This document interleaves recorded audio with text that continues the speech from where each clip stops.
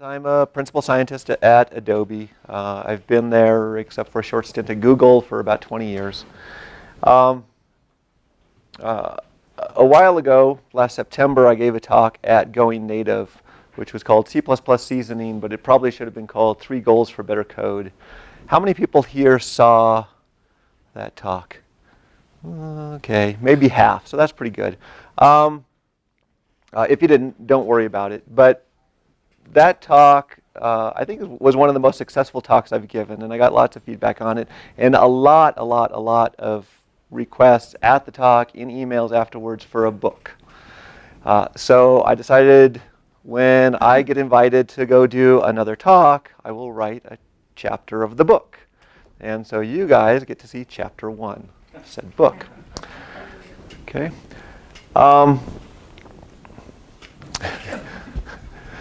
I thought I would show this. I don't know, maybe this might be a metaphor for the talk. I was out flying a little quadcopter, if you didn't see it around.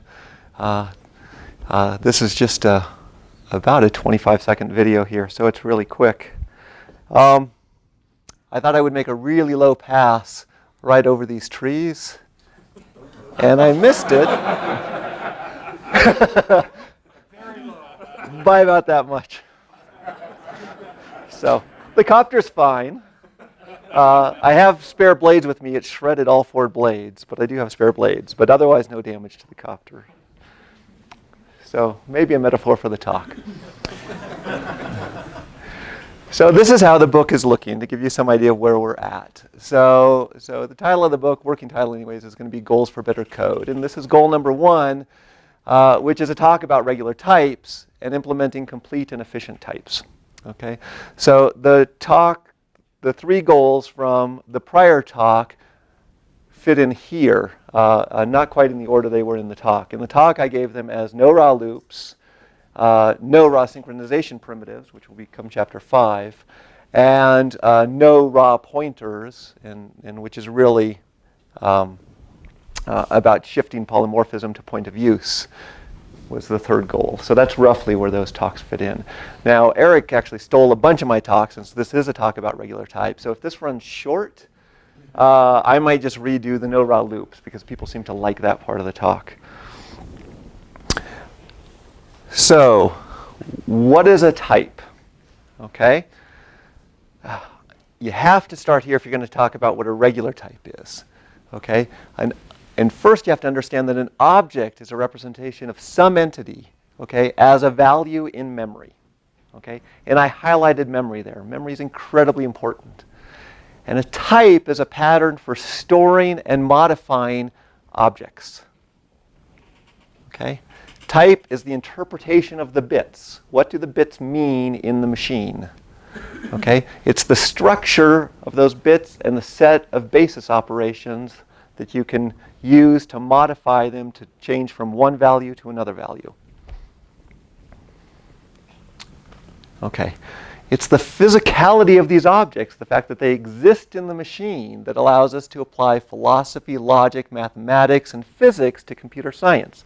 And this is where I think people go wrong in their thinking.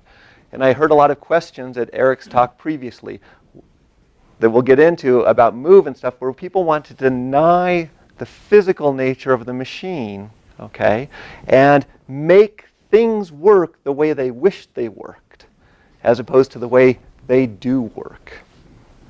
Okay? So we're going to go way back to the primordial ooze here. Okay? So a few years ago, my older son was at our house. He had just gotten a newly minted degree from Cal Poly in computer science. And we're sitting at the table, and my younger son had brought home from some camp he was at one of those little electronic kits that you could get at Radio Shack that have like the little springs in the cardboard and a bunch of wires and a bunch of electronic components, and you can kind of build basic circuits with it. Okay? So I'm sitting there, and I pull out a couple of transistors, and I slide the box over to my son, and I say, here's a couple transistors, build me an AND gate. Okay? My son stared at me like a lot of you guys are staring at me. Okay? Who here could do that? Good. Good. I think it's really important that all of you can do that. So I'm going to teach you how to do that. Okay? So the story doesn't end there. My son stared at me blankly. I told that story at a conference where a bunch of us old guys were having a conversation about the horrible state of computer science education in this country and how could we fix it. And I told exactly the same story. And Don Knuth turned from the table next to me and said, I would have stared at you blankly.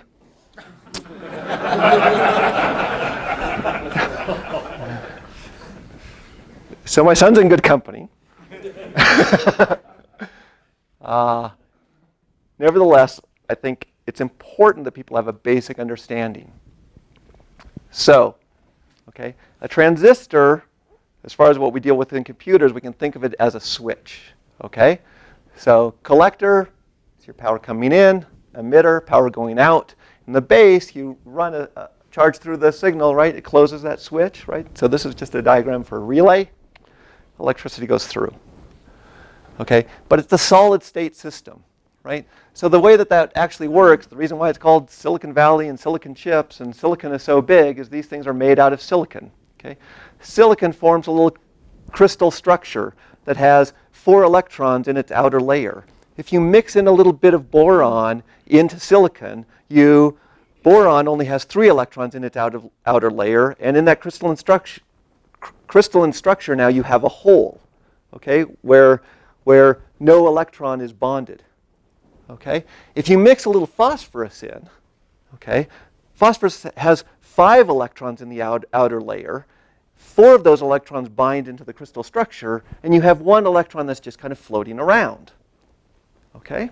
So if you stack these things together, right, you just mix those components and you stack them together, then where the n layers here are touching the p layers, okay, the electrons will hop across to the other side. We've got free electrons on our n side, okay? Those are going to hop over to our p side, to our boron side, to fill that hole, okay?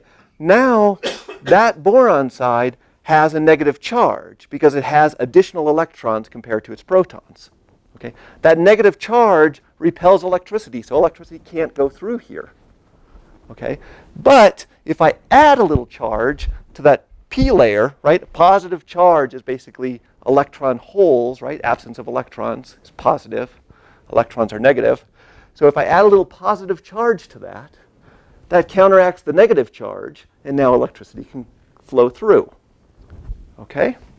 And if I stack the layers in reverse order, if I go p and p, I get the opposite effect, and electricity can flow through normally, and if I add a charge, it stops. Okay? So I can build 2 kinds of transistors. They're referred to as NPN transistors or PNP transistors. Okay? So this is the answer that I wanted from my son, how to build an AND gate. Now I didn't actually expect that he'd be able to get this far, okay? Because he'd have to know a little more to know that you're going to need a little resistors here or you're going to get smoke out of those transistors. Okay? But I thought he would at least know enough that a transistor was a switch. It has 3 pins, worked like a relay, and even if you think about just a switch with 3 pins, I thought maybe he would say, well, if I have power going into both of them at the same time, I'll get power out the other side, and maybe try to give me just a 1 transistor answer. I thought he would at least know a transistor was a switch and try to reason through it. Okay? This level, I think everybody who has a CS degree better know this. Okay, so this is how you'd actually build an AND gate with a traditional circuit, right? You can also build these things out of CMOS without the resistors, and they're a little different, okay? But here's a NAND gate, and what we're going to do is that signal out the top is going to get pulled low if both of those switches are open and the electricity is flowing through. Otherwise, it's going to get a charge going out of it. Okay, so that's a NAND gate. Then once you got a NAND gate, okay, you can build a little RS latch. This is a sequential circuit, right? It's kind of cross-wired here. So if we feed in 0 and 1, we'll get 1 out at Q. If we feed in 1 on the reset, 0 on the set, we'll get 0 out. Okay? And if we feed in a pair of 1s, we'll get the previous value that we had put into it.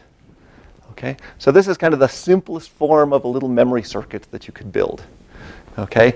0, 0 is actually an invalid thing to put on this, and what you'll get out is undefined. Okay? You string these together. Those are a bunch of RS latches, a little additional dispatch circuitry at the top. Okay? And this is a very simple memory register.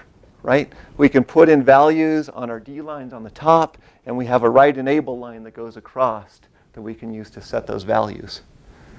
Okay?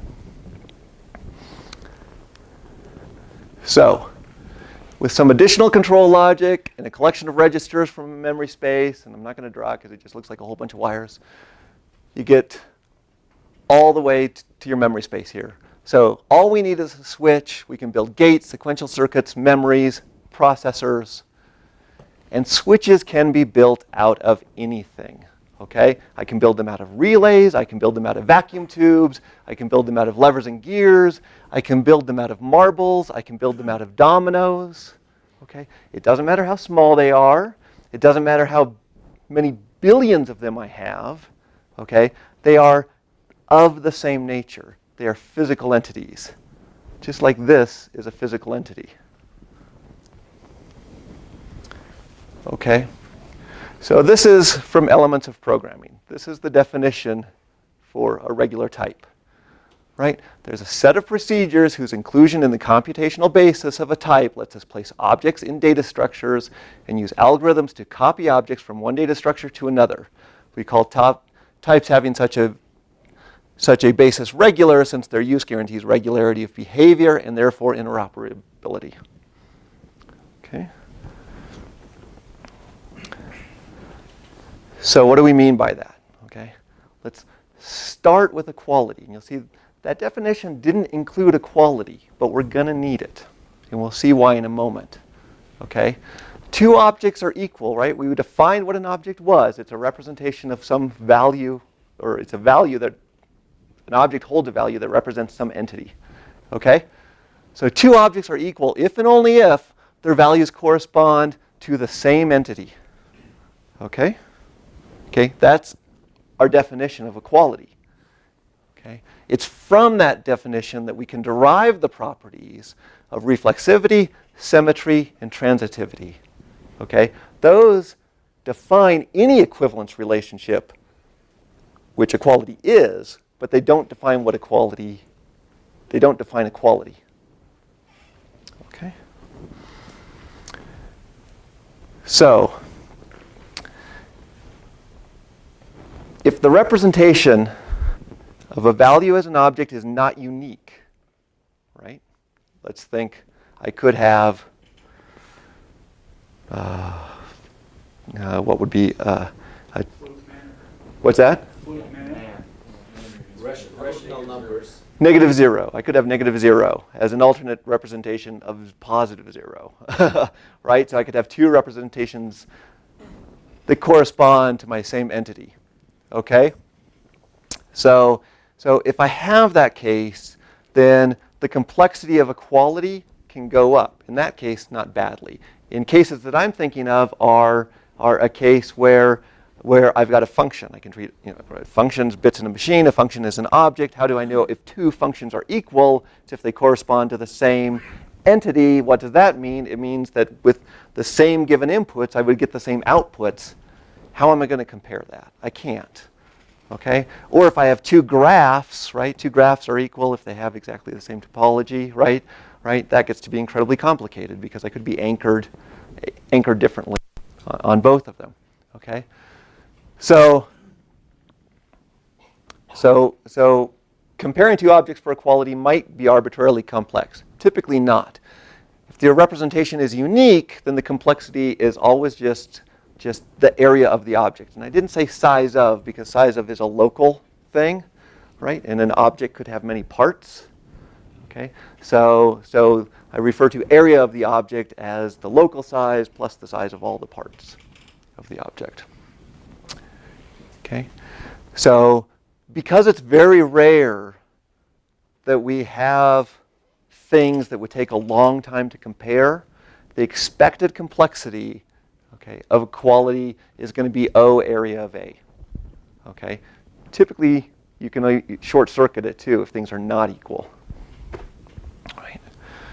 Right? So because of that, right, you don't actually want to implement some, MP complete equality, right? You'll pose your users. It's not a useful thing to implement. But you still want to implement an equality of some kind. You can always implement a representational equality, which is to say you can always just go compare the bits, okay, and say, are the representations the same? And if the representations are the same, that implies true equality. That implies value equality, not the converse. Okay? But for our use case, it's good enough. Okay. A copy of an object, right, is a new object equal to the original. Okay? And assigning to an object makes the object equal to what was assigned to it. Right? Here's our axioms for copy, right? If I put B into A, then A has to equal B. Copies also have to be disjoint. Okay? If I start out with A, B, and C are equal, okay, and D does not equal A, and I put D into A, okay, then A cannot equal B, and B still has to equal C. Okay? So that's how I describe things as being disjoint. Right? So logically, right, copying my object shouldn't change something else in the system. Right? If I did, it wouldn't be a single thing, right? It would be part of some larger thing, if that were not true. Okay. Two objects of the same type with the same representation are equal. It follows that any object is copyable by copying the representation. Okay. So, Dave Abrahams, when he was running this conference more than once, would get mad at me because I would say all types are copyable. It follows from the physical nature of an object and the definition of a type. Okay? All types are copyable. But I'm going to stick an asterisk on there because we're going to revisit that. Okay? So Dave used to threaten to get me a T-shirt that says, I'm a regular type. So this is only true for regular type? Because all types are regular. Well, so that's the point. We'll get there. What's that?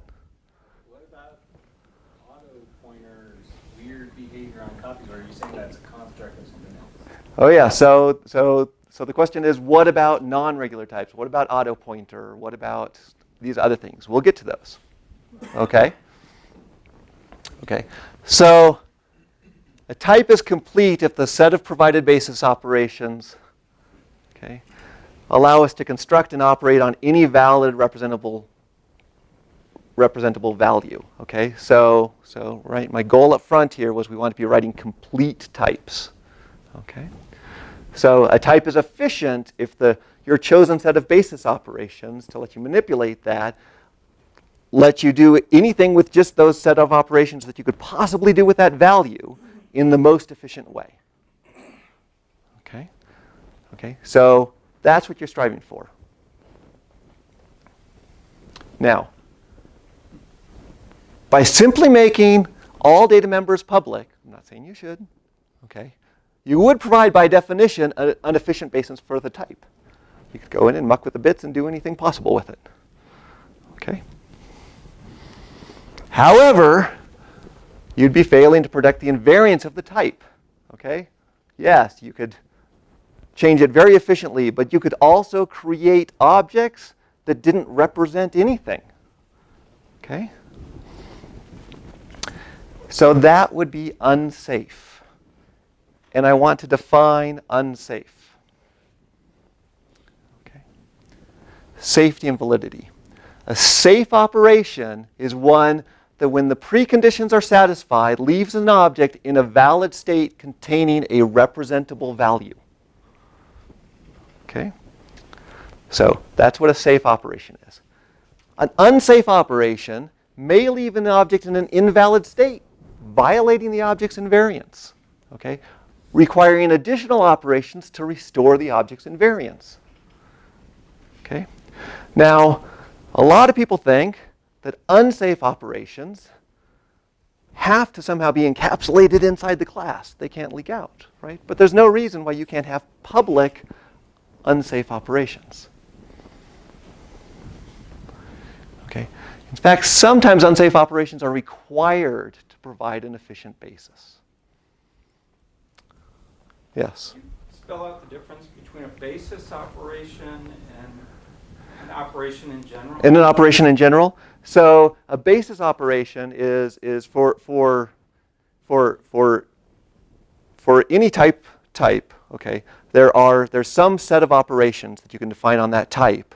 Okay, there could be multiple sets of them, right? But there's some minimal type that will let you get to all values of that type. Okay, to perform all operations. And then you can construct higher level operations out of those basis operations. Right? So that's what I mean by a basis set of operations. Now you can choose different basis set of operations. Okay? And you might have different trade-offs, different interfaces. It's very rare that there's just one choice. Okay. So if the extent of a type is not known either statically or encoded as part of the type, okay, then equality and copy cannot be implemented as a function of the type. Okay? Such a type is referred to as constructionally incomplete. Let's see some code so we can see what I mean here. Let's say that I wrote this little class here. This is my incomplete int array. Okay? I've got an incomplete int array. It takes a size. It's got my data. I do a new on my int there. Okay? With just this, with no outside knowledge, I can't copy it. I need additional outside knowledge. Okay? And if you see the little asterisk up there at the start of that first line, that was coming back to saying, I said, all types are copyable. Well, they are in a very conceptual sense. I can always copy all the bits in the machine, but sometimes I don't have enough information in just my object in order to copy it. Okay? Okay? If any value of an object can be distinguished through the public interface, okay, through the basis operations, then equality can be implemented as a non-member, non-friend function, okay, as a non-basis operation. Okay? Such a type is equationally complete. Okay? That means that I can completely inspect my type. This is a good property. Okay? So when we're talking about complete types, we want constructionally complete types. We want equationally complete types. Okay? In fact, an equationally complete type implies it's constructionally complete. If I have enough information to look at all of the pieces, okay, then I have enough information to create a copy.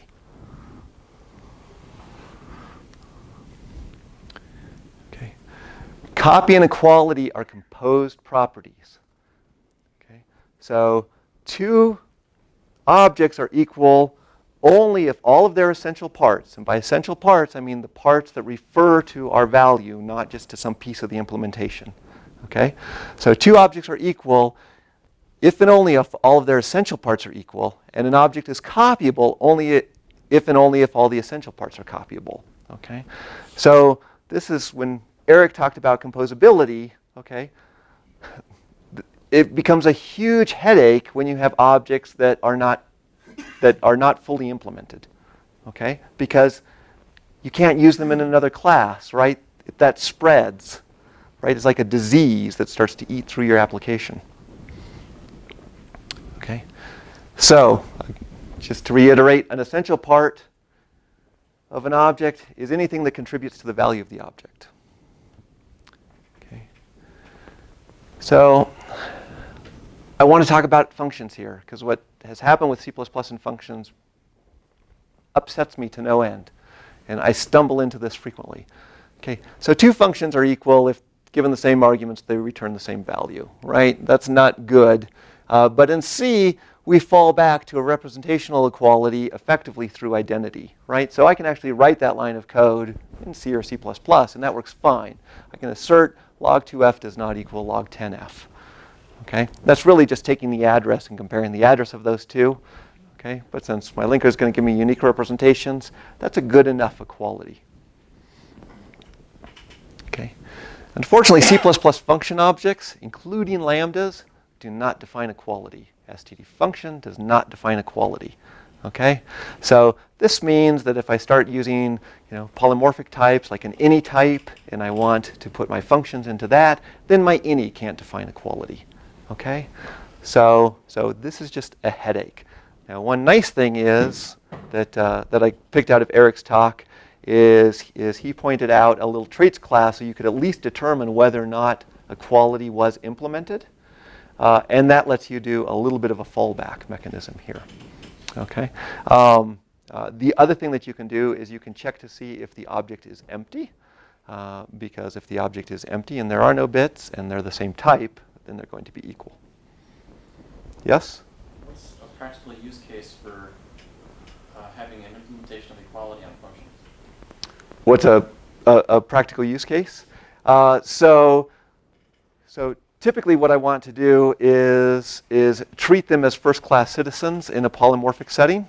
Okay? So I want to be able to pass it around, and I want to say, does this object, I don't care what's in there, is it equal to 10? Okay, and have that return false, right? Or are these two things equal? Right? I want to be able to find a function in a sequence of functions, right? So it comes up in a surprising number of places, right? And it's just because it's everywhere else, but not there. That's the problem. Okay. So let's go back here. Expected complexity of copy is O area of T. Okay? Worst case. So let's improve our little incomplete array here. And we'll go ahead and we will write a copy constructor. Okay? And now you see in order to do that, we're going to have to save away our size in here. And we want it to be equationally complete, so we can write operator equal, okay, purely through the public interface. So we're going to expose begin, end, and size, right? There are other basis operations that I could have exposed. I could have exposed an index operator to say, give me an element, okay, and then I could have written equality, right? So those are the ones that I chose because they fit nicely on a slide. I didn't implement assignment yet. And I got 2 asterisks there. We're going to come back to that. Okay. Any questions on? Do you need all 3 of those for basis? Because you can derive size from begin and end. What's that? I don't have begin and end stored. Those are functions. Okay. I just stored size and a pointer. Right. I could store 2 pointers. Oh, I see what you're saying. Do I need size? Yes. No, I could just say if begin does not equal end. You're right. Yes, I could just have begin and end and drop size from my basis. I could do that. Okay. So I'm going to change gears a little bit here. This is the number one place where I think people go astray with regular types, and that's relationships. Okay. As soon as I have 2 objects, right? 2 objects. As soon as I have 2 objects, okay, I have an implicit relationship. This one's to the right, to my right of this one. This one's to the left of this one. Okay? So, and in fact, right, the memory space itself, the room itself here, is an object. Okay? So as soon as I have 1 object, right, this object is at a particular location in this room.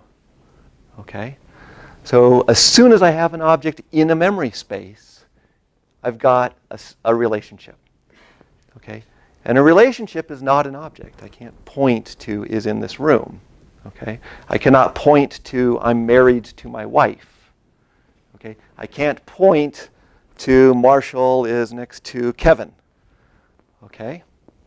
Okay, those are all relationships. Okay? So, a memory space is a container object. Okay? When an object is copied, in a relationship that object was involved in is either severed or maintained. Okay? So, what do I mean by that? Right? I'm married to my wife. Okay?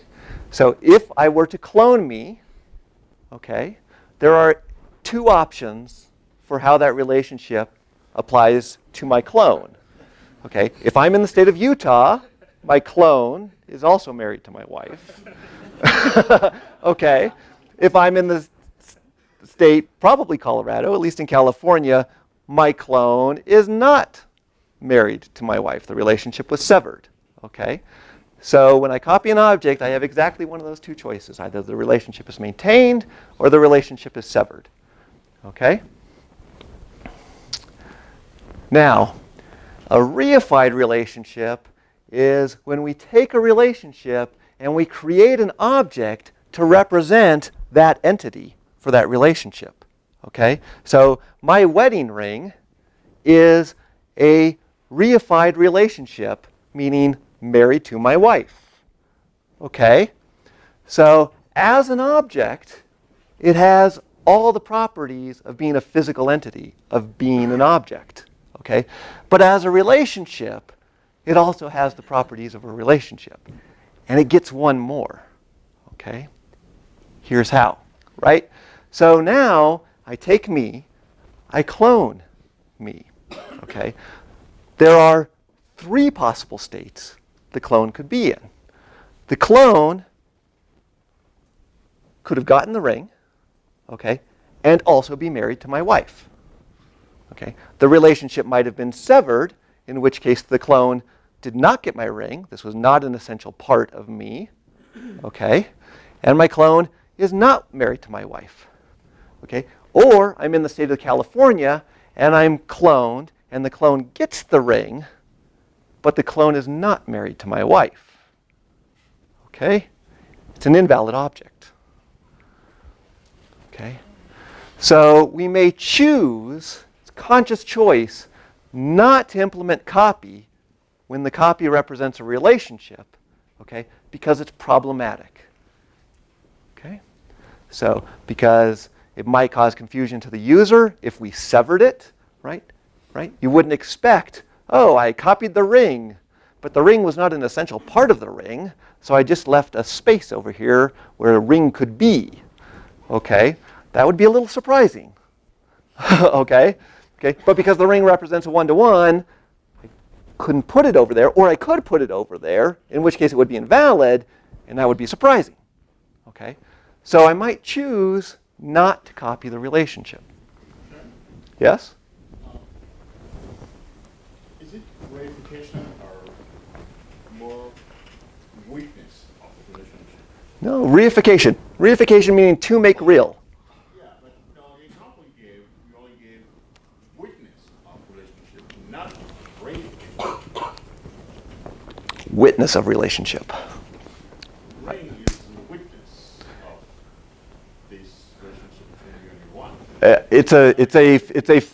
I mean, I used it in the sense of to make real, as in to make physical. I agree. So, for example, Right. if you take,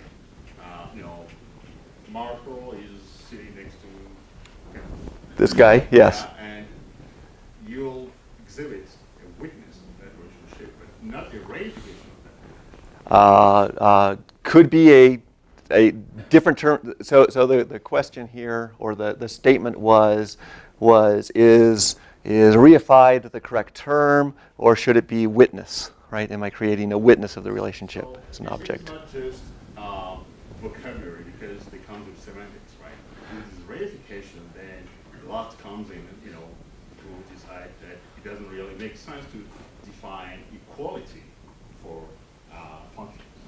Whereas if it is witness, then you can particularize that situation. Possibly so. So the statement was it's not just choice of vocabulary, but the semantics that go with the vocabulary. Maybe I agree. Here? In particular, if the ring reifies your relationship with your wife, then if you destroy the ring, you are no longer married. So, yeah, so the comment here was, if the ring reifies the relationship with my wife and I destroy the ring, then I'm no longer married. So I buy this argument, making Gabby's point, that the correct term here should be to make witness of.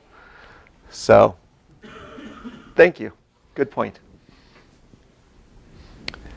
Okay.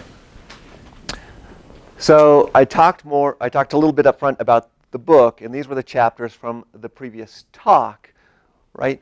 And there's an overarching theme in this book, which is relationships, right? And the 3 goals that I had previously for Better Code are all about managing different kinds of relationships, right? No raw loops is about managing positional relationships in your application. So runtime polymorphism, right, and how I do type erasure is about managing owned relationships. Okay? Concurrency is about managing relationships between objects and threads of execution. Okay? So these are all places where you get into trouble. Okay? So a particular kind of relationship is a remote part, right? So if I've got, right, this is probably one of the most important relationships we have, the whole part relationship, right? So, right, I got this as a whole, but it's got parts, possibly including the label, the cap, maybe we include the water inside, right? Right? So, whole parts, right? An object with remote parts, okay, now a remote part is one that's like heap allocated, exists outside the little local piece, okay?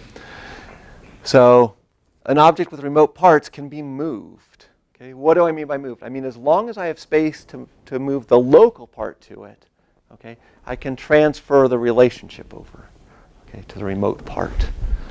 Okay, so any reified relationship can be maintained and moved. 3 asterisks. We're going to come back to that statement. Okay. So move an object by moving all the local essential parts and moving the relationships to any remote essential part, okay? So move, here's the semantics of move. Move is value preserving, right? So if I have A is equal to B, and I move A into C, then C is equal to B, right? We don't say anything about A, though. Right?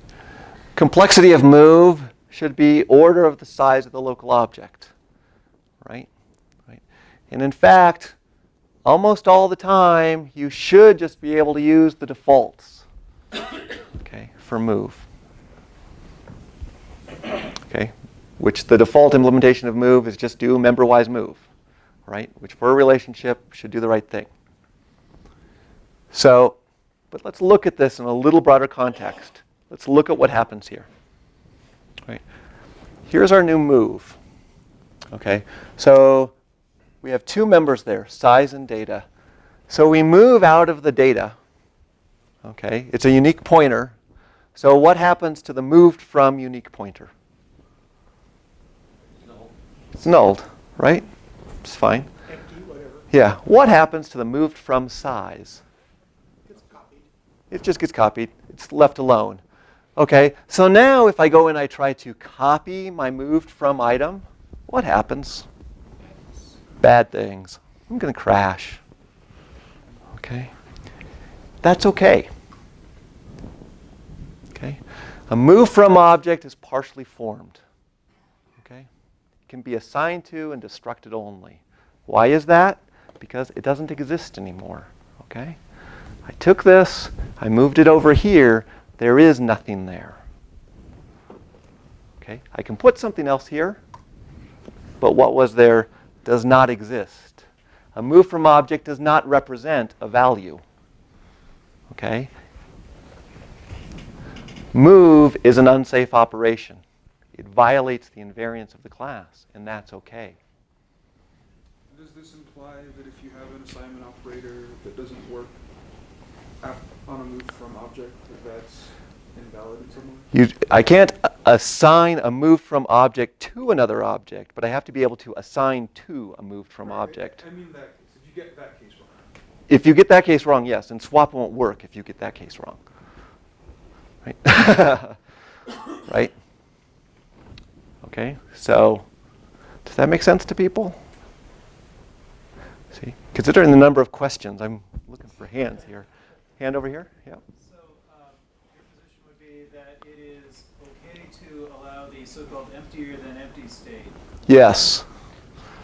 Yes, I think it is okay to allow the emptier than empty state. I think it is okay for your non-null unique pointer thingy, whatever it is, to be, so long as it's you can assign to it and destruct it, it can be null. Yes? So I remember way back when move semantics were discussed for C++. Yes? There was this big division between destructive move semantics and non-destructive move semantics. Yes. And I think what was basically decided was that the language semantics do not allow destructive move semantics, where we cannot describe what that does in C++. Yes, but you can. I mean, So what we do is basically pretend we have destructive move semantics. yes, and when you write them, always make your moves no except, right? Always apply a no except move, right? There shouldn't be any reason to do it. Go ahead and violate the invariance. Yes, vector doesn't work that way, and it's in some form of valid state afterwards, but that's okay, right? You can strengthen those requirements. Okay. Okay. So, copy and move can be used as basis operations to implement assignment, right? Or copy and assignment, which I didn't implement, right? So, this is filling in our double asterisk thing. Okay. Now, occasionally somebody will say, well, this isn't necessarily the most efficient assignment, right? And oftentimes you can do a more efficient assignment if you give up on it being transactional. Okay? If an exception gets thrown partway through it, it could leave the object maybe in a partially formed state, right? On the way back out. It's fairly difficult to reason about code like that, and the performance win is usually negligible. And this is just an easy way to get assignment right. So I tend to write assignment this way. If I need a faster assignment, then I write a separate function. Okay, that's a faster, non-safe, or possibly incomplete assignment. Yes? How is that different from copy and swap? It's the same as copy and swap, right? I mean, it's copy and move instead of copy and swap. Yes? Can you get rid of the const ampersand And just make a copy on the on the interface? parameter? Sure. Oh, have it pass by value and drop my move? Yeah, I wish, okay? And in fact, I've given talks where I've said, the only place you need the double references for R values is in your move constructor, and just do assignment as pass by value, because this is a sync argument, right? To Eric's talk. The problem is the rules around auto-generating operator equal. If I did that, okay, then this object technically would not have a move assignment operator. Okay, so if I put this, Chandler? If you have a by-value move, you are move assignable and copy assignable. Sorry. Chandler says if you are by value move, you are move assignable and copy assignable. That is absolutely true from the traits class. Yes. But if I put this into another class, okay, as a member of another class, if I put this class as a member of another class, that another class will not get a default move constructor, because the language in the spec does not say if it's move constructible. It says has a move assignment operator with this signature. File the DR will fix it retroactively and fix all the compilers. There is a defect on it already, and it has not been fixed yet. I don't know off the top of my head. Okay. So yes, so because of a language defect, you can't quite do that. Just to clarify, is that a it may not or it will not? It will not to the current spec. But I think a lot of people think that that's a bug in the spec. Fix that, fix the compilers, we'll be good. Okay. So remember, I made this statement. Any reified relationship can be maintained and moved, right? I lied. Pulling one of Chandler's lines. Okay. Why did I lie? I'm in this room. If I walk out of this room, if I move out of this room, okay, I cannot take that relationship with me. I cannot move out of this room and be in this room. Okay? That relationship I can't transfer. Okay? So, have to qualify that. Unless the relationship is a part-whole relationship, right? An inverse of the whole-part relationship. If I consider myself as being part of this room's a container, I'm part of this room. If I move out of the room, okay, I'm out of the container. I can't take the container with me, okay? Biggest place where this is a problem is with allocators, okay? This is fundamentally, to John here, John is here, the problem with allocators. Okay, allocators within your vector, you have a reference to the thing that the vector is in, effectively. Okay? Okay? And I can't just move that with me someplace else. And that causes a horrible amount of confusion in the language, right?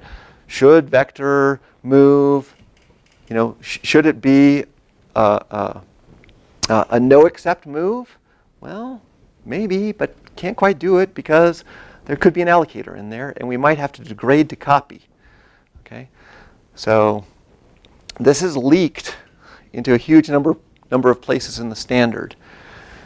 My answer is don't invert the whole part relationship. Just don't do it, right? If I've got some allocator, right, something where I want to manage my objects, that is a data structure, okay?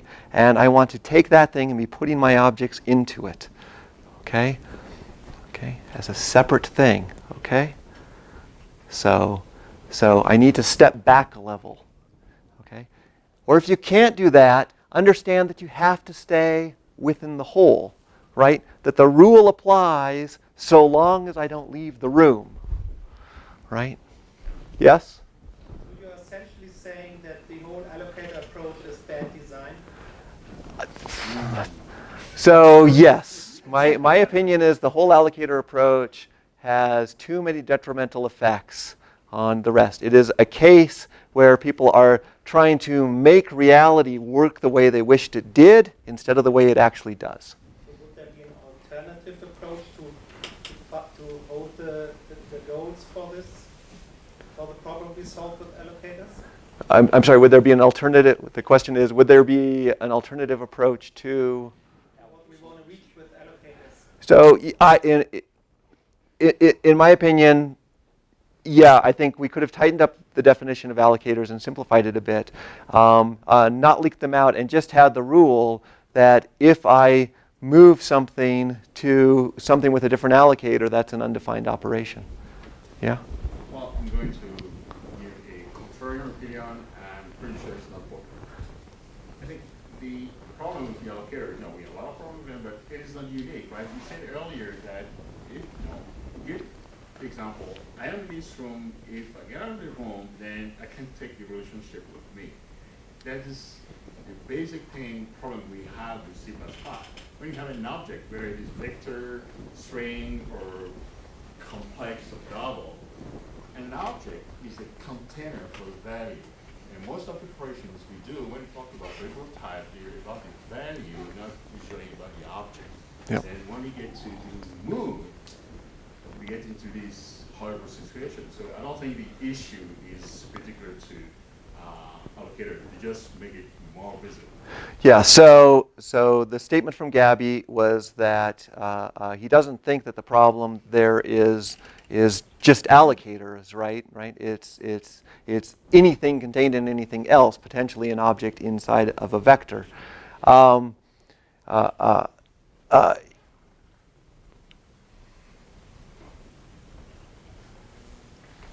Yes and no, right? Because my object stored inside of a vector, right? I can always move that out of my vector, okay? Which is that the vector is only concerned with the allocation for the local parts, and the reason why that works is exactly that, because I'm only dealing with the local parts. If I move something out of a list, I'm only dealing with the local part, not the remote part. It's allocators where I carve up my address space and I get this notion of rooms, right? So that's the problem child in here, in my opinion. Right? Now, this is a bit of a digression. I'm not going to recommend this, but when R-value references went into the languages, and as we've seen, they have just a couple of use cases. One is perfect forwarding, which are technically really kind of not R-value references. I mean, they kind of are, but they're not. So we have perfect forwarding as one thing. And then we have the cases where the only other case where we need a move constructor, okay? And that's the only two places really where we should need R-value references, right? Assignment just because of a language defect, but we move constructor and perfect forwarding, okay? And prior to C++11, we had return value optimization that most compilers implemented fairly well, okay? So if I just had a little declaration on a constructor that said, make this thing be a move constructor, and I could teach the compiler to when to require RVO, and a couple places where the compiler, and well, yeah, if I could just teach the compiler when RVO was required, okay, which is pretty much all the places where it worked anyways, then I could write a move operation that just said invoke this special move constructor that just takes a regular reference, suck the guts out, and works. And in fact, ASL had a move library that worked exactly that way in C++98 and got you almost all the benefits of R-value references that are in C++11. Okay. Now, the one kind of painful thing is you had to move things out of functions to get that to work, right? But there, you would just have to teach the compiler that no, moving out of a function is defined in terms of move. Okay. Now, I don't think that C++ got moved quite right? Because we did this weird thing where we said we're moving this object from here to there, okay? But what we're leaving over here is some weird exoskeleton thingy, right? Right? It's not quite over there. There's some ghost of the object over here that we have to either be able to put another object into it or destruct it, okay? And Alex Stepanov had this idea of destructors that would cough up the object, okay? And I could never figure out really how to make that work, okay? But I did figure out how to make this work, okay? Which is to say that this is somewhat the same way that ASL used to define move, is we just have a constructor that takes a little tag. Is unsafe is just a class that's class unsafe, bracket, bracket, right? Okay, so this is our unsafe move constructor, okay?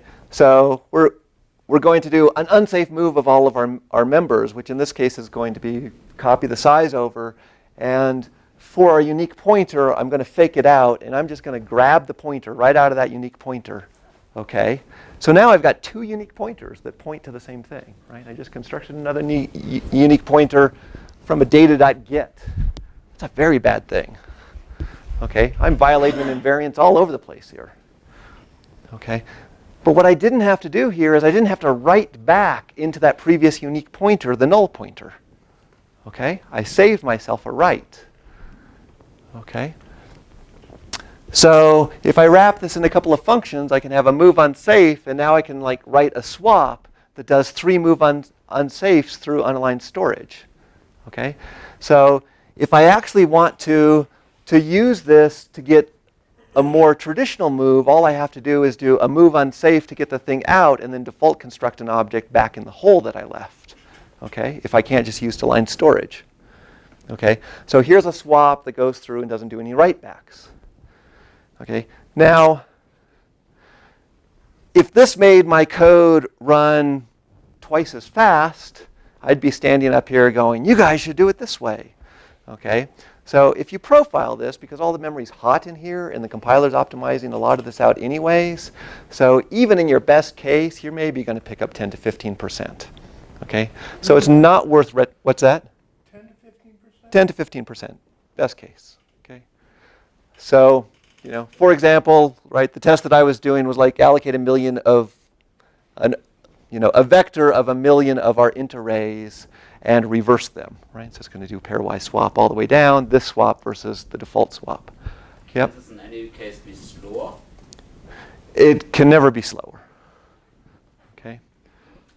Okay. So trims out a few cycles. Okay. So I think we could have done better. So unfortunately, I didn't know this until things were too far baked. I did know about RVO, and I did argue at the Bellevue meeting that RVO shouldn't go into the standard, and that was when it was voted into the standard. I lost the argument, the biggest problem with R values references, in my opinion, is just too much complexity in the language. So this could have been an alternative. Now there are other operations on regular types. Default construction is frequently very important, and you know, I frequently end up where it's like, well, maybe I don't need default construction, and then I do. And a big question is, what state should default construction leave your object in? Okay. My contention is that most of the time, zeroed initialized state is a good thing, right? A value state. Partially formed is acceptable in rare cases. So if I've got something where I want to support move from it, but this thing always holds some value, and I don't want a default constructor that could throw an exception or to do a memory allocation, and I don't even have a good default value for what that would be, then I will provide a default construction that puts my object in a partially formed state, which means I have to assign something into it if I'm going to use it, okay, afterwards. Okay. Representational ordering. If I had known that this was going to go this fast, I would have done more slides for this. We talked about representational equality. Okay. Well, if we can look at the bits at the representation of our object, then we can also always provide a representational ordering, which is just a lexicographical ordering of the bits of the representation. Okay. Now, I don't provide that as operator less than. Operator less than should be a natural total ordering. Okay, but nevertheless, having a representational ordering can sometimes be useful. Places in the standard where we already have a representational ordering, okay, that's not a default total ordering, are things like type IDs, right? We've got a before function on type IDs. Okay, that's really a representational ordering on type IDs. We've got, what's that? Tuple? Not really. It's member-wise, but what was I? I'm drawing a blank. What's that? Void stars? Yes, void stars, pointers in general. Okay, and the hack in the language. Not even a lot of people know this, right? Because if you compare two pointers, it's only valid to compare two pointers to objects if the objects are of the same type and in the same container. Okay, but people do it anyways, right? And no compiler on the planet bitches. The way you're supposed to do it is call std less. That's guaranteed to work. Okay. A void pointer. std less of void pointer is guaranteed to work, but not just comparing the pointers themselves. But nobody knows this and nobody cares. But because of that, my recommendation would be to take things like type IDs and define std less on type IDs, even if you don't define less, and use std less as what you use for your representational ordering, which gets you the ability to put these things into sets And yes? But wouldn't you say there's a total ordering on type ID, so you should just overload less? I mean, the operator less? No, because there is a total ordering. The issue with it being a natural total ordering is that it's not a stable total ordering, which means it's not the same total ordering necessarily between launches of your application, because frequently it's implemented as comparing pointers, which it just depends on where they land. Okay.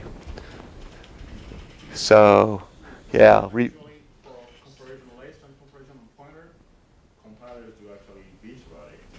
And when in the end they map to representational order, then you get this notion that you could have overflowing and wrapping pointers, and that led to serious security bugs. Yes. Things that are Yeah. So Gabby's statement was that some compilers do bitch about you comparing pointers incorrectly. I haven't hit it yet, and that in the past people comparing pointers when pointers are wrapping around has caused serious problems. And I'm like, yeah, I'm not advocating that we add a less than operator to pointers, or that we change the current definition. I think the current definition for that case is correct. The type info class has an object member function hashcode, which returns, I think, size t or some arithmetic type. That has an operator less already. So couldn't you just use that? So the question was, could you just use something that returns a hash code and do a less on the hash code? Potentially, if you could guarantee no hash collisions on the thing, it would be better to use a full representational ordering. There are some uses where you could possibly get away with it if you expected collisions. Yeah, so that was it. Just to be clear, you can use equality for pointers, right? You can compare it to. Yeah, we're talking about ordering here, not equality. Okay, but yes. Okay. Other attributes that fall out here, right? If I have a type that's equationally complete, then by definition it's serializable, right? I can look at all of the parts of it, so I can serialize it out. I wish that I could say, therefore, you should always implement stream operator out, but we don't have a canonical format for what that would mean, so it's not particularly useful. It would be really nice if the standard came up with a canonical format for streaming objects out. Okay, but yes, part of having a complete type means it's serializable.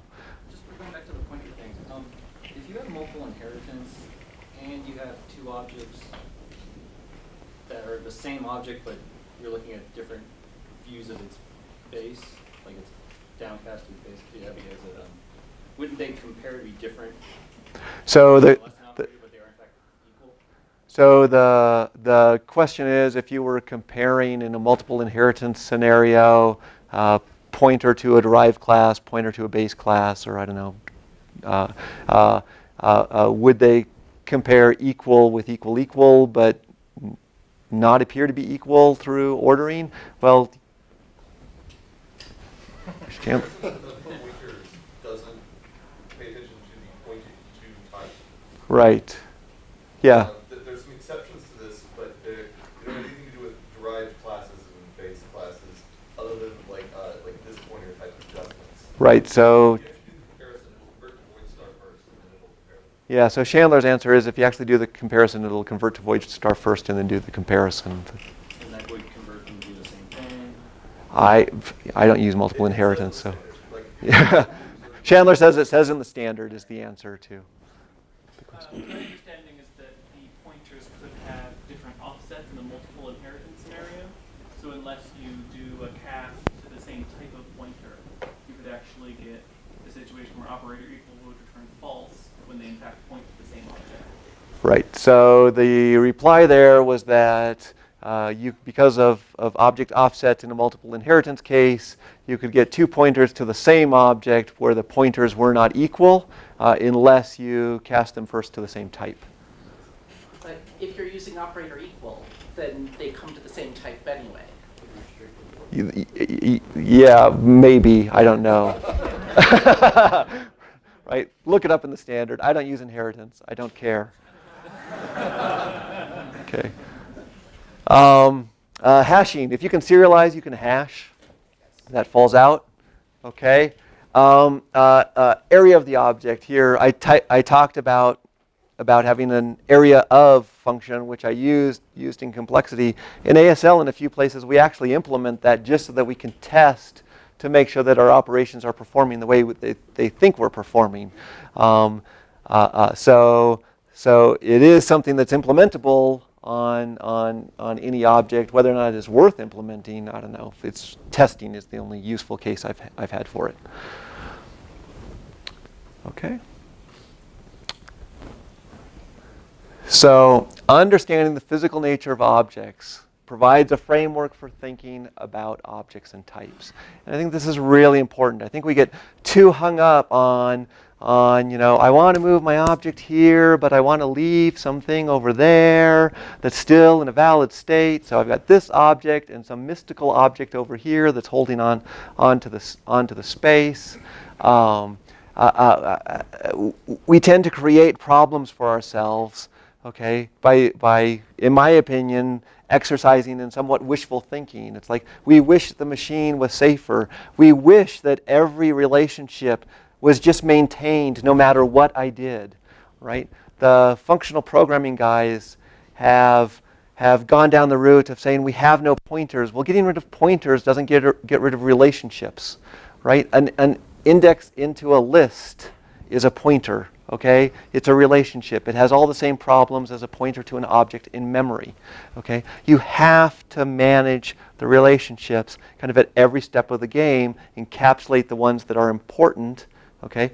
Package them up in your object. So when you have these little things, right? If you looked at the rest of my talks in that outline, if you have these little things like iterators that are relationships, I don't want iterators flying around my application, okay? I want to pass them to an algorithm, be done with them, they're gone, right? All the work about the iterators is encapsulated in that algorithm, okay? I don't want to be using mutexes and condition variables willy-nilly all over in my code. I want to build higher level constructs, right? I want good futures. I want task queues, right? I want message queues, right? I want to package those things up into objects so that at each level of my system, I can reason about my system, okay?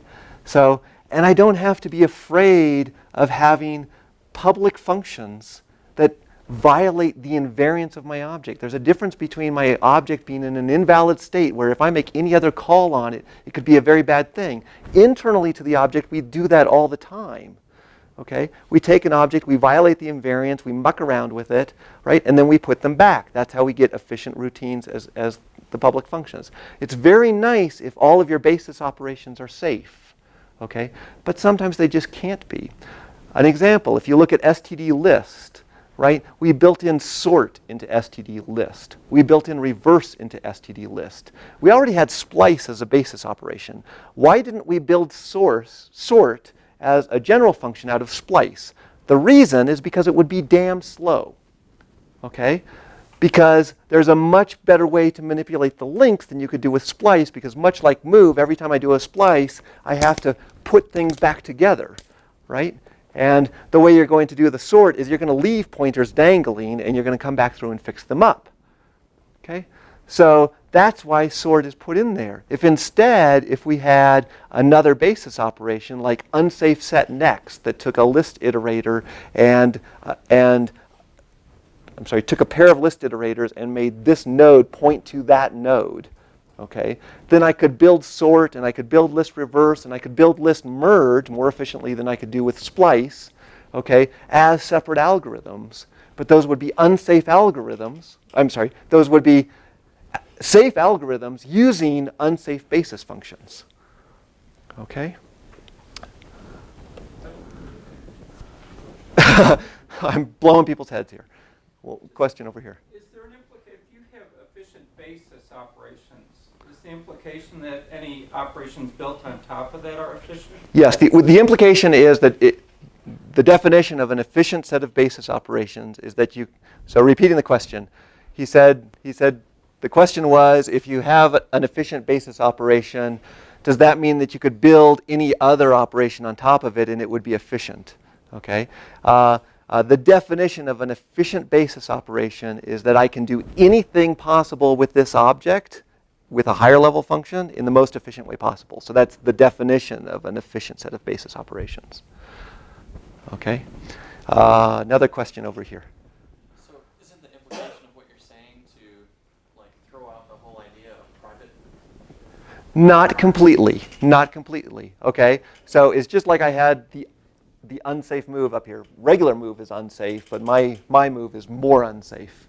Okay. So just like I had the unsafe move up here, or with the linked list, right? You want to select some basis operations. You don't necessarily want people jumping into the guts of your implementation.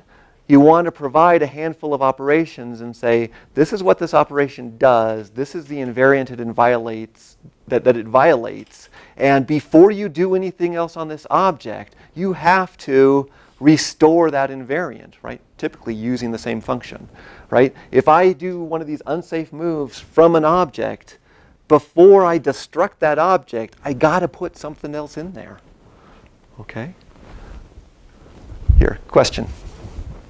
I'm a little bit surprised about that statement because it sounds a little bit like you're saying data encapsulation is bad. And the reason we have that, so the reason is that in our real world, we can't assume that people always understand all the details in their objects. Yes. So we have to be sure that they only produce those problems that are detectable from the outside. Right. So the question is, am I saying the data encapsulation is bad? And the problem with this approach is that people can go muck around inside your objects and do horrible things and not know what they're doing. Well, we have that already with move. I would argue that no, this is not about overturning that. And typically when I write these operations, I name them unsafe just as a flag. So and then you just have coding guidelines saying if you're going to use an unsafe routine, have somebody review it. Another question or follow-up. Well, having a special name for it probably helps, yes. So because it's a warning signal, I agree. Yes. But I don't agree that we have that with move, at least not conceptually. The problem with move, I think we have is that we don't have a clear understanding what it means. So if we could all agree that after move the object is only destructible, that's fine. If we could all agree that it's destructible and assignable, then also everything is fine. Or can be even more, also everything is fine. But the problem is that we don't have a clear understanding which one of these is right and that it is consistent over all places. So right. So the comment, he said he liked the idea of naming things that are unsafe as a warning flag.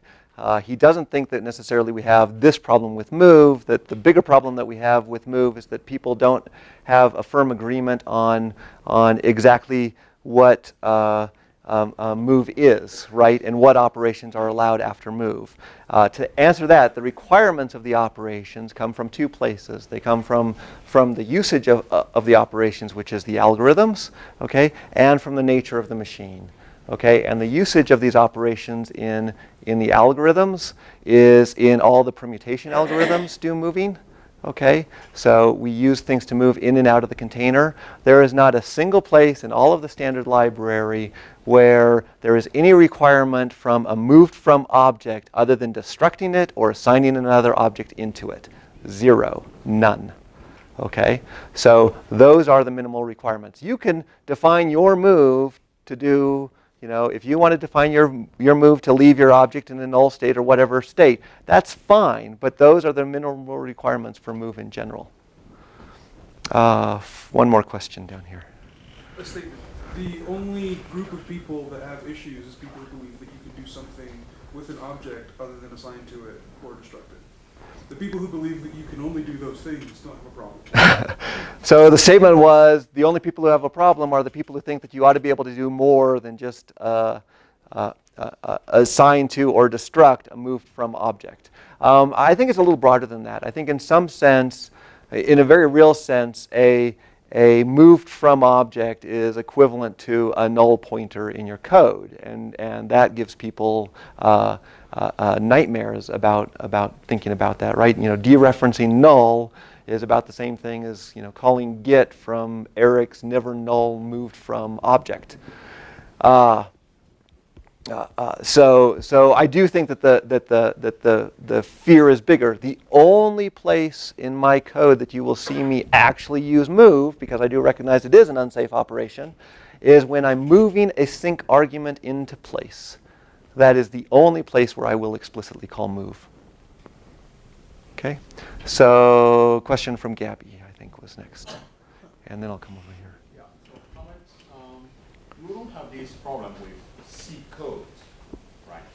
Because you don't have move in C. The reason is, in C++, fundamentally we believe in constructors, right? And if I have an object that is constructed, we believe that there is something there. So the example of emptier than empty, Yeah. how do you relate that with you create a vector, empty vector? You can still test if I did empty. But if you move from it and you allow empty and empty, you can't even test for empty. You can't even test for empty. So Yeah, so we have this tension between what we guarantee people get after construction and when things are moving. yeah, so Gabby's comment was he thinks there's partially tension because we have this notion of constructors which place our objects into a valid state, if I'm understanding him correctly. And so people want them that have been moved from to stay in a valid state. And that in the C language, people tend not to stumble so much over this. My paraphrase would be because they're mucking around with the bits anyways. He's nodding his head in agreement, so that was a good paraphrase. I'm going to go to this side of the room to catch somebody over here. So, two remarks. One is maybe what we need is a concept of a move constructor, so that we know that an object which has been moved from has been destroyed. It would be nice. I mean, that's what Alex wanted as a safe operation of move, which is somehow have a destructor that coughs something up. Chandler has a comment on that, I think. Yeah, we actually looked at this somewhat, and you can see similar things that we already have to do. So if you look at temporaries that are created in conditional, we actually have to create a Boolean variable. Like, you don't see it. We actually have to create a Boolean variable to track whether or not certain temporaries got constructed, so we know to run their destructors at the appropriate times. And this would essentially create the same problem. We'd have to actually synthesize more complexity in the data flow of the program to implement that. I think it might be worth doing if it makes move operations significantly cheaper for people to implement, but we would need to have some good data on it. So Chandler's comments was they've looked at it in the language. It makes things potentially more difficult for a problem that they already have in tracking object lifetimes, but he still thinks it's a good idea worth pursuing. Close enough. Okay, 15 minutes, so over here. Mozilla's Rust language is designed from the ground up with destructive moves. And that's an interesting place to observe this. The comment was Mozilla's Rust language was built from the ground up with destructing moves, so it's an interesting place to observe this. So basically, if you move from something, the compiler will actually make sure you do not use that object except to assign to it. You will get a compiler error if you do that. Yes. So he was saying that the compiler checks it. If you do anything after you move from an object, the compiler will complain to you, which I think is a good thing. Wow, too many questions, too little time. Let's go back to this side of the room, in the back. Somebody new. Okay, so two things. First, I completely agree that we should have destructive move instead of regular move. So I think I'm on board with that. But what I disagree with is I do not think that with the current implementation of move that you should say that you are allowed to violate the invariance of your type. And to me, if you're claiming that you're allowed to violate the invariance of the type, you're not really violating the invariance of the type. What you're doing is you're weakening the invariance of the type. As long as you have a constructive version of the object, you should not be able to have the invariance violated. Right. So the comment was that he agrees that we should have a destructing move, but he disagrees with the notion that with the current move, a move from object should be allowed to violate the invariance of the type, and effectively what we're doing is weakening the invariance of the type. My counter to that is I define the invariance of the type, okay, to be represents a valid value. Okay, a move from object does not. Okay, and so it is somewhat a semantic thing. I'm not saying that because we have provided this unsafe operation that anything you do is undefined, right? The object is still in a defined state, okay, but it no longer represents a value. Okay, so take a comment on this side. I think if we use this physical model of the object actually being moved, so what we have left is not an object, it's the space that was occupied by the object. Yes. If we follow this kind of line of reasoning, then actually we shouldn't run a destructor at all on this object, and the only thing that we should be able to do on it is to construct it, not assign. Well, not really an object, but a space that was occupied by. Yeah, so the comment was that if we do follow the model, a physical model, then if you move an object, then what's left is not an object. And I agree with that. I think our current move is not following, is trying to ignore the physical reality of things, right? But we have the space of this object. Yes. Which object was before. Sure. And this is what we are doing now. We have lots of we have the space, right? So the comment was we have the space where the object was before, and yes, we have the space, right? There's still memory space there. It just no longer represents a value. It's no longer an object, but because of the current rules of the language, it hasn't been destructed, and so we need to leave it in a destructible state. Right. I would say that it's more than just the space, right? The constructor turns raw memory into an object, and the destructor turns it back into raw memory. If the destructor hasn't been run, then it is not just space, it is an object of a type. In a partially formed state, yes. We're going to run out of time here, so I will go. Trying to just pick new people. Non-move related comment. So isn't it an unsolvable problem in general? So like careful choice of basis functions or whatever, or basis operations is something like the choice of a DSL, where the problem is nicely expressed. Whereas the other thing is making sure that basis operations are atomic. So any other operation is that can be constructed out of them is as efficient. Is basically finding it from the other end. Right. So his comment was isn't the notion of an efficient basis operation somewhat undecided, right? Because you don't know all the possible operations that you could apply on this object, right?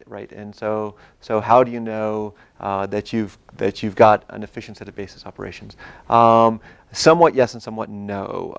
No in the sense that I could always just provide access to all the bits, as I said before, and then by definition I would have efficient basis operations because I could do anything as efficiently just mucking with the bits as any other way. It would be very unsafe. Okay. Now, if you want to talk about the most efficient, safe set of basis operations, okay, then yes, I would agree it is somewhat undecided, and that somewhat goes back to why I call these things goals for better code and not rules or guidelines, because they're not enforceable.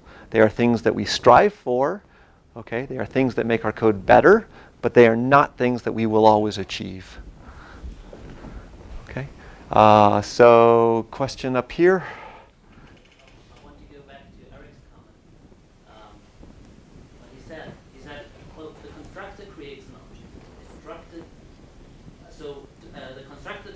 memory into an object, the destructor turns an object back into memory. That is the fundamental idea of what a destructive move is it turns the object back into memory. And by the way, first it puts the value that was there somewhere else for safekeeping. Sure. But a destructive move is a destructive. So the view that the move should be destructive, yours, Sean, is basically saying, well, C++ got it wrong. And the only reason why we still have assignment and destructor valid for a move from object is, well, because there's a bug in the language that forces us to do that. Yes. And so I think from the comments that were made, I think a few people got the impression that when you say, well, it's this move from state and it should have assignment and destructor should be valid, that this is a good thing instead of a workaround. Because what you want is that there is nothing valid because there's nothing there. Yeah, so the comment, right. So the comment, and I agree 100% here. He was following up from what Eric said, which Eric said that constructors construct our objects, destructors, constructors create an object in memory, destructors turn it back into just raw memory, and that's exactly the point, that we want a destructive move operation. The fact that C++ got it wrong and we don't have a destructive move operation, that after we move from an object, that object is still there kind of, means that we need this partially formed state as a workaround. And his point was it sounds like I'm saying that this is a good thing. I'm not saying this is a good thing, right? I am saying we got moved wrong. This is a workaround and it's the correct workaround. Okay. Follow up from Chandler up here. Yeah. On the same topic, I would actually really like, I'm not saying I like the idea, but I want to see a paper about this so that I can think a lot more about this. I'd like to see a paper which actually proposed destructive moves for C++, because I think it could work and it could be interesting. Specifically, where moving out of an object did destroy it, it's no longer an object, it's just memory, and where subsequently an assignment expression to that object move constructs the way a placement mule would. Move constructs or copy constructs? Or constructs. Right. Just constructs. So the comment from Chandler is he would like to see a paper that moving from an object would leave the object in a destructed state, but you would still be able to assign something to that object, but it would be defined as being a placement new to recreate the object there. And just to be clear, the reason why I say I'd like to see a paper, I'd like to actually see someone, and I fear I don't have the time, actually work through what the semantic implications of this would be, whether this could be made to work well with C++, or if there's some fundamental problem here that means that we need to not do this, right? Because I think we haven't, at least I don't think the community is really like, I know I haven't thought about this enough to come to a really clear conclusion. Right. So Chandler's comment was somebody needs to write a paper so they can think about it more. So I think we just have time for one more question here. So I'm going to go with my friend Marshall, playing favorites. I don't have a question. I have a comment, a follow-up to Chandler's comment. I think that there's a fundamental problem with that because one of the fundamental principles of C++ is that we have variables with scope-based lifetimes. And this will break that, and you will end up in a case where you have a name of a variable that is still in scope, that is no longer actually a variable. The space is there. Yeah. Yeah, but it's not an object anymore. Yeah. So Marshall was saying this violates the scoping rules, which are generally a good thing. Things construct in or things destruct in the reverse order they were constructed. So that was his comment. I think that would be a big problem. And wait, Gabby said, I missed that. Gabby said he has a solution for this. Oh, Gabby's solution was to ban local variables, so we're just going to write with globals now and we're done. Chandler. You can already in lifetime of an object before the end of its scope by calling the destructor explicitly. Yes. And you can start a new lifetime with a new object in place by placement mewing into the address of that local variable. And this is valid and correct in C++ today. So Chandler's comment was you can already violate the destructor ordering by explicitly calling the destructor on an object and then reconstructing a new object in its place. True. Okay. But what happens to stack unwinding in that case? If you don't restore the I'm not saying I solved all the problems here. So the question was, what happens in stack unwinding? I don't know. Write a paper. Figure it out.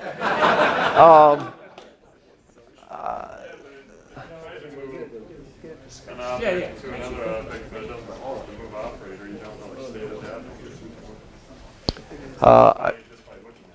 is. Wait, restate that. The type that if you put standard move object, right? Right. And x equals standard move y. Right.